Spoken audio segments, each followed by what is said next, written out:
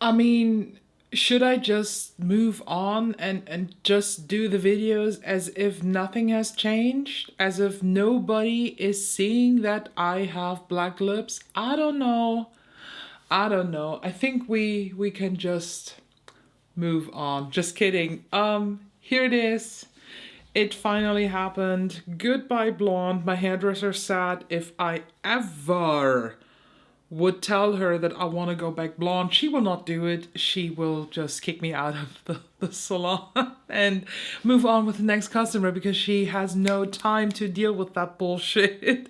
I love her for that. But this is just the transition color because we had to test how a dark color is going to stay on the hair without being weird. So we did a pigment layer of red on the dead ends to neutralize any maybe popping up greens that come from dark colors. So, you know, color theory and all that. And honestly, I am very, very happy with the outcome.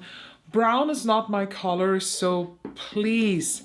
I know that a lot of people are already now telling me, you need to stay that color. No, I won't.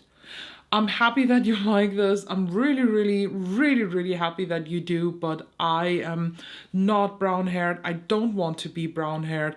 I want to wear the dark void that I have inside me also on my head. I'm not saying that I'm not happy with the color. It is very, very pretty. But for me, this is just a transitional color before it's going to be dark, dark, dark, dark, dark, dark black, which is going to be the case in about 4 weeks. But now let's move on to the releases, and I don't have a lot, which I'm very thankful for. And what I'm even more thankful for is the fact that literally nothing here interests me. So last week we talked about the sneak peek that we got from Cheeryep for their new spring palette, and here we have it now in its full glance. This is palette number 14 and it's called the lime cheese one. It's all pastel, it's bright, it's springy, it's colorful, and it is so not my vibe. Oh, absolutely not. The swatches, I mean, they look decent. The shimmer's very thin, I guess, compared to other Cheria palettes that I have. The mattes, they honestly, for pastels, they look really impactful and really nice, but everything in this palette is not my vibe. I would probably only use this for companion purposes, but I do have a pastel companion palette, and that is the Sickly Sweet from Blend Bunny. I don't know if it's going to be so much of a difference, honestly, so I am not interested in this, but I see how so many people are going to love this. So if you want to buy this, the link is down below directly to the palette, and you can save 12% with my code ELLAGRAM on all the products. The palette retails for about 30 bucks. Here in euro, it's a 31 euro. So you can save a good money when you use my code, and I get a bit of commission. Thank you so much to everybody who's using this. And honestly, if you got the palette, I think you will make great looks, but it's just not for me. And now let's move on to a rant.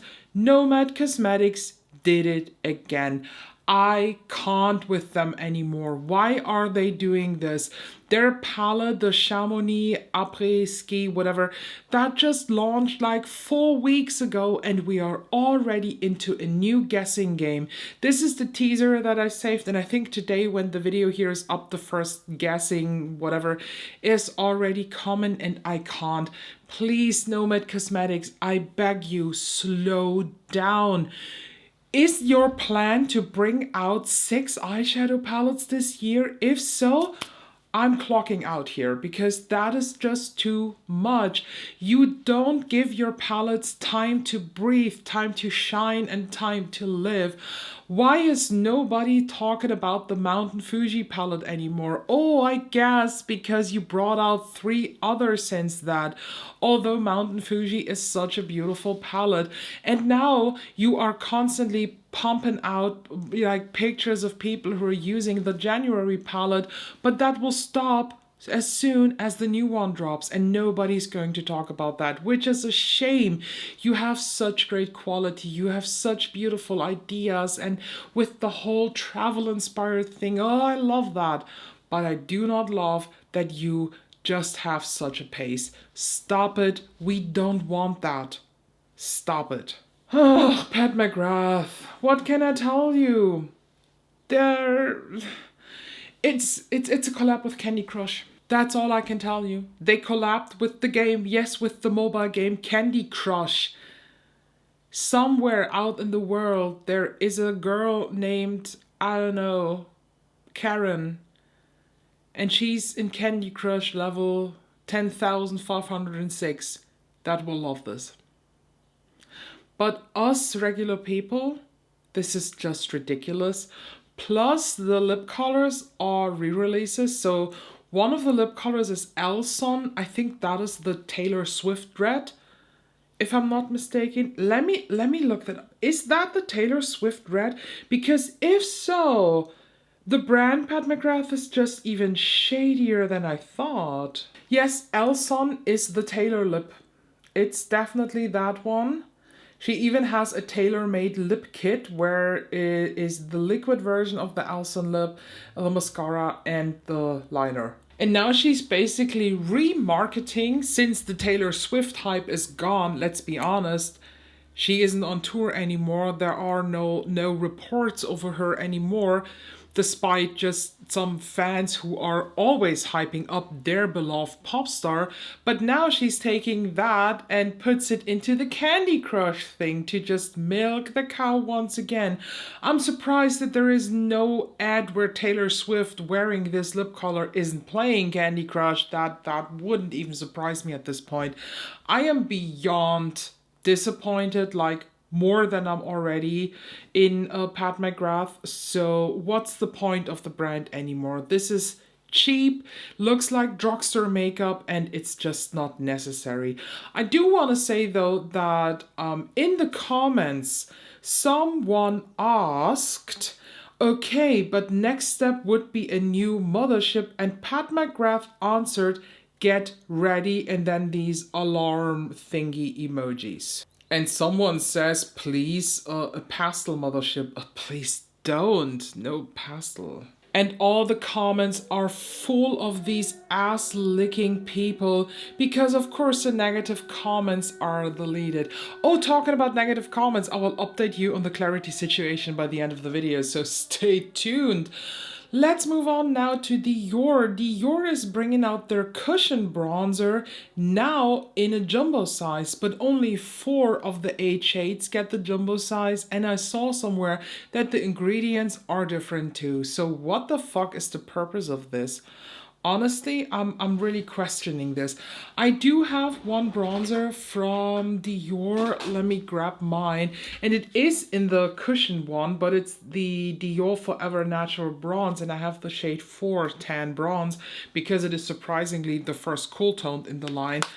Like it, but I don't think that the formulation is in general just special enough. And by the way, I do not have the Forever Nude, so that's a different line. This is the Forever Natural. I don't know where the difference is, but to me, this just has not that much of a difference that I can justify that. And I do like the idea of jumbo products, and now the sun, of course, is coming. 1 second, please. Let me just move down here the new blinds that I have.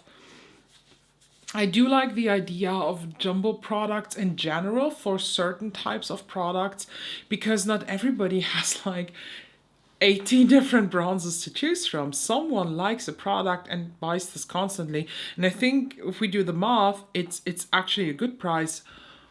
But when there is not all the shades and the formulation is different, cheeky. Don't like that. Prada is coming out with a mascara. This is the Pradscope Lash Lifting and Lengthening Mascara that comes out in spring 2025. So this month in March somewhere it says. And this brush, this either is the most genius mascara brush ever to exist, or this is going to be the most clumpy mess ever to be created. I don't know. I'm really, really in between chairs. I do like the Prada makeup that I tried so far. I think it's a good one. Will I try this mascara? Yes, but not now. I have a lot of backup mascaras, but to a later point I would. Made by Mitchell also couldn't stop. He just released the lip cases. Here you have them, the Cupid cases. Ooh, my series is ongoing right now. I think the first part went up today, and you will get a new part Monday, Wednesday, and Friday, always in the short format where I apply one of the colors of the Cupid case. And now he's coming out with new, what did he call them? Curve case pressed.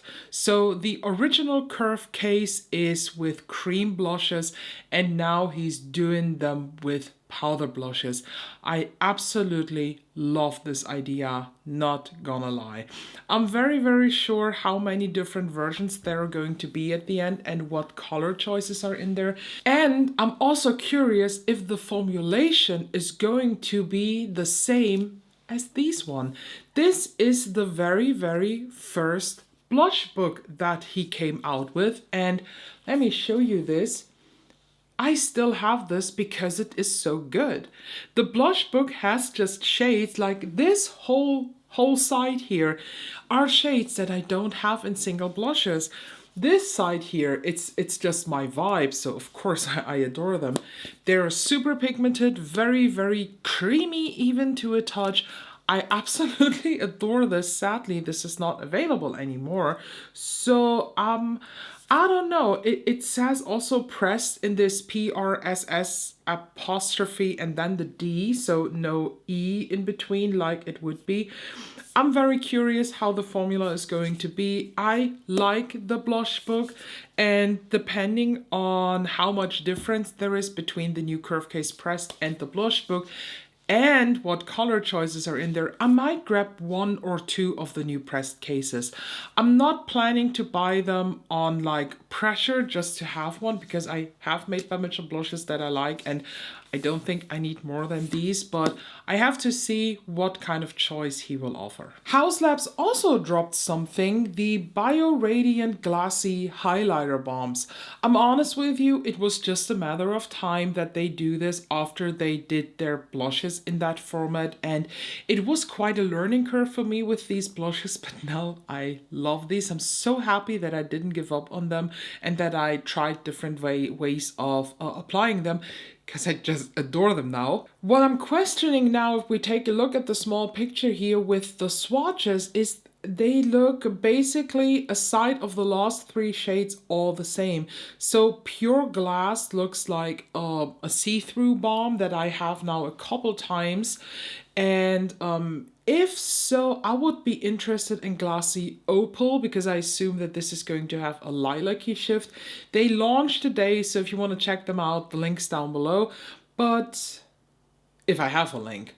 I said that as if I have an affiliate link with Haus Labs.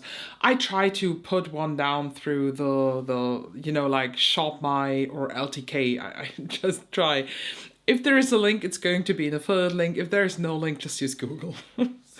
But I don't know. I do like this, but I'm also saying that this is quite boring, and I just wish that Haus Labs would try again in the eyeshadow department.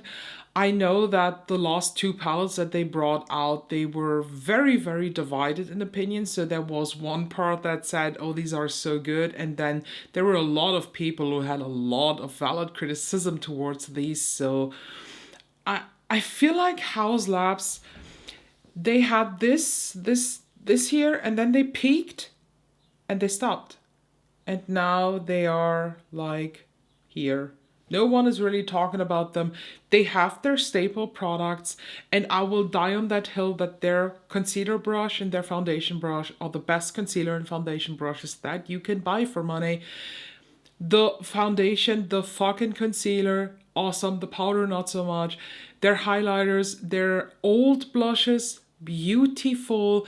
Their bronzers, they're fine, and their cream blushes, they're also very, very pretty. But I'm waiting for the next banger that brings Haus Labs back to the center of attention, because it's a very, very potent brand. And last but not least, yes, quite short today, is the new collection from Fenty Beauty.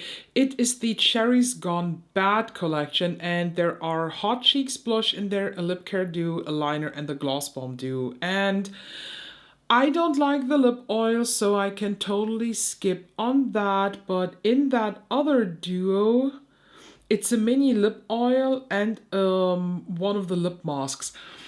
The problem that I have is that the lip mask is fabulous. It's the only overnight lip mask that I use, but I hated every single fruity version of this, as if there were multiples. I think the only one was the Kalahari melon or so, and that was disgusting. I in general don't like in lip products when there is a fruity component. I feel like lip products should be heavy, sugary, and sweet if there is something in there. I'm still using the limited one from the holiday season that was, I don't know, like something cinnamony. Beautiful, love that. It's nearly empty, I think, and then I have one of the regular ones as my backup. But Cherry, I feel like it might turn into something super duper weird, to be honest. The blush, though, I'm honest with you, I never tried Fenty Beauty blushes in general, never did, but that blush color looks freaking bomb. And I'm honest with you, the blush I might pick up once it landed at Sephora Germany. Then I might pick it up. I want to see swatches though, because here in that post are no swatches yet. And that is basically it. I'm honest with you, it's a slow week. I am happy with this. I feel like I start to recover from that feeling of having to check out every single release, of having to have every single release.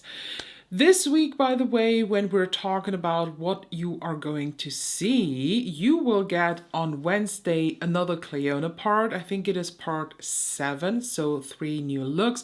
And on Friday, you get a controversial Friday with the topic of your unpopular opinions regarding the beauty community. Now, what I promised you, update on the Clarity situation. First of all, I want to say that I am deeply concerned by the fact that I am the villain here. Someone said that it's my fault. Someone commented on the last week's where I talked about this the very first time. They commented that the consensus was that if I would not have been rude to them, they wouldn't have blocked me. Like, girl, I was not rude. I told you that. I told that in the video. I told everybody what I commented, and criticizing the fact that the freaking eyeshadows are breaking because they have just not enough binder in them. It's not rude, it's called critique. But if critique is considered rude, then maybe you should watch someone else. But today, as I'm filming this, is Saturday. That means 7 days have passed since I discovered that I'm blocked and since they answered my email. And you know what? Let's do it together. Let's check it live here in the video if I am still blocked. So let me check for Clarity Cosmetics and well, nothing. And what I also do is I go to someone who is tagging them in their post to just see if I can click the name. And I saw not too long ago a video of someone who were using the new palette from them. Here we have one. This is a post from Betty Bean, and she tagged Clarity Cosmetics in her caption, and there you have it. I am still blocked. So 6 days have passed. The owner apparently answered me and wanted to check out on this. So the owner does not have access to the profile. I don't know. I'm still blocked. So no update yet. I also don't want to answer on that email. That's definitely not nothing I should do. They can inform me, but for now, I still stay by what I said. Clarity Cosmetics, you're a shady bitch. That is just so disgusting and embarrassing for you as a brand. But the lore is going on. As soon as I have an update, I'll let you know. But now I'm also curious, is there anything of the stuff that I showed you today that is interesting to you? Is there anything that you consider buying? How do you feel about the Nomad thing? Let me know down below. I don't know if we can talk about the color story next week because I film at, around 9 a.m., 10 a.m. up to noon or like the early afternoon, and they release their color stories always very, very late on that Saturday, so we will see. But let me know your thoughts down below. Also sure you subscribe so you don't miss out any of the upcoming videos, and I see you soon.